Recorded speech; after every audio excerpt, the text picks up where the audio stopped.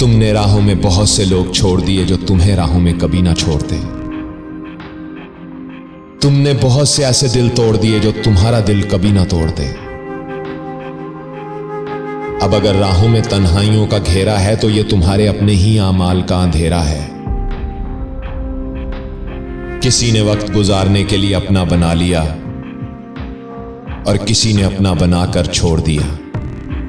हाय हाय हाय।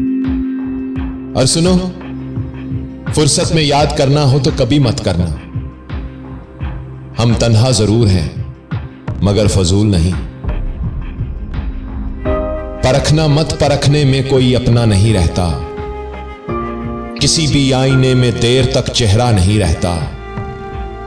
बड़े लोगों से मिलने में हमेशा फासला रखना। जहां दरिया समंदर से मिला दरिया नहीं रहता।